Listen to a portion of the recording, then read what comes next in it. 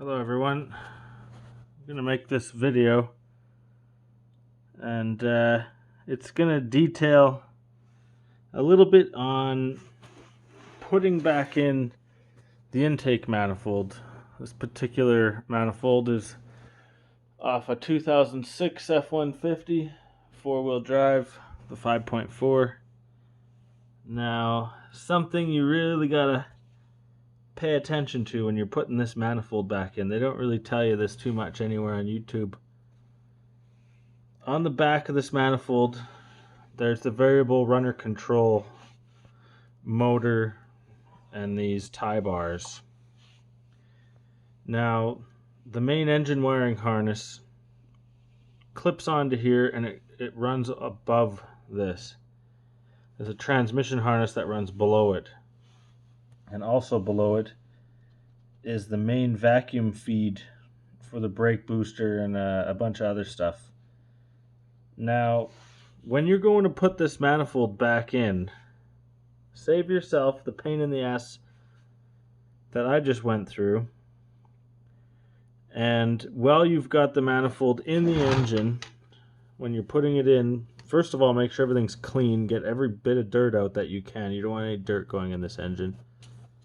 When you have it sitting in the valley, you can tip it and you can kind of run your hand in this area, both sides. You can tip it one way, you can tip it the other. You can kind of cock it out of the way so you can get at this stuff from underneath, from the front.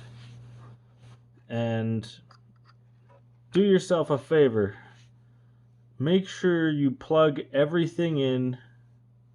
So that's the knock sensors, I believe there's a cylinder head temperature sensor on the passenger side on this side, another knock sensor here, and then there's this motor. All the wiring needs to come down and get plugged in before you shove this thing in there, unless you're going to take off the fuel rail, which would give you some access to do this, but it's still a pain in the ass. It's significantly easier to plug everything in while you've got the manifold loose. And that means making sure all the wires come down, get plugged in, and go through here. And another thing to note is make sure your wiring doesn't, especially the knock sensor wires, they don't get hooked under here like what happened to me. And they get pinched up against the block. And now you've got them tight and it's not a good situation. That wire should go over here and through and just be kind of nice and happy. It won't touch this. It won't touch this. Same with the variable runner control motor. That wire should just come down and around off of that harness that runs along here, and nothing will touch this. And then you don't got to shove your hand in behind there, as I had to, and unplug this damn thing, because you don't want to take the manifold off again, to get the wire wrapped the right way. I had it in behind the bar and the bar was pushing on the wire, which is not something, you don't want that happening. You'll wreck the wire, you could wreck the motor, you could wreck a lot of things. So do yourself that favor. When putting this manifold in, get all those wires coming from above and plug them all in before you tie the manifold down. Get everything plugged in, make sure your wires are good and happy, and an easy way to tell if those knock sensors are doing okay, the wiring, is to look from the front. You can see now there's one happy knock sensor wire there. It's just kind of hanging out. You can see it. It's kind of loose, but not too loose. And on this side, you've got the other wire and the cylinder head temperature sensor. And those wires are just nice and happy. They're not touching anything. They're not pinched, even though it kind of looks like they are. They're not. This wire here, when I had it the wrong way the first time, you couldn't even see the wire. It was squished underneath the intake. One more thing to take note of is that main vacuum line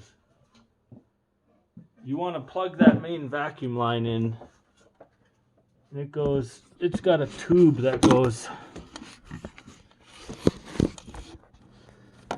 down. So that tube is right there, that black tube. Sorry for my terrible camera skills. That tube has got a little nub end there, and that clips onto the valve cover. It goes down and behind the engine. You can't really even see it, and you can't really get at it either. So that vacuum line, I actually have a second one here.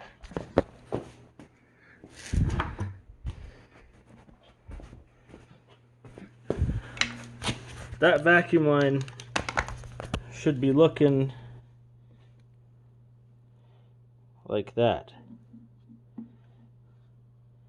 Yours may have a clamp on it, it may not. The clamp usually isn't a big deal for putting the line back on. So that line comes up and around and it clips onto the valve cover. And do yourself the favor also, once you get your electrical stuff plugged in, to push that vacuum line on. It's kind of difficult, but you can usually get your arm through there and you can grab onto the back side of this vacuum line and you can just pull it onto the intake. And you don't want to really lift the intake or pull on it too much after you do that, because it could pop back off, especially the ones with no clamp. So you want to get that pulled on snug and then set your intake in place. Hopefully during this whole time you've cleaned everything. You should have everything clean before you even go putting this thing together. So hopefully no dirt gets in your ports. You really don't want that. You could probably tape your ports until you're completely ready to set the intake down, and then pull the tape off with like some painter's tape right before you're going to put the intake down. That might be a little bit tricky, but you could do that to try and keep dirt out. A vacuum cleaner is your best friend when you're working on these things, because those ports are vertical. Dirt will go right in, and dirt is just, well, it's the number one killer. Besides the spark plugs breaking in these things, you get dirt in there, it scores up the cylinders, you start breaking piston rings, and you're having a bad day. So that's just my 2 cents on the Ford intake manifolds. They are a complete fucking bitch. These fucking engines. Oh god, anything you have to do back there. Hell, if you have to do anything back there, it's practically better just to pull the intake manifold off. And it's nice to get that cowling off too, to get yourself some space. You can pull the wipers off. They actually just pop off, but there's some little indexing woodruff keys you gotta watch out for, because they fall down when you pull the wipers off. Make sure you don't lose those. Then you can pull the cowl off, and then you can get inside here and work on this engine. As you can tell, this is actually engine number 2 for this truck now, because first engine decided to throw the timing chain out the side of the timing cover. That was good. Anywho, good luck, y'all. Till the next time.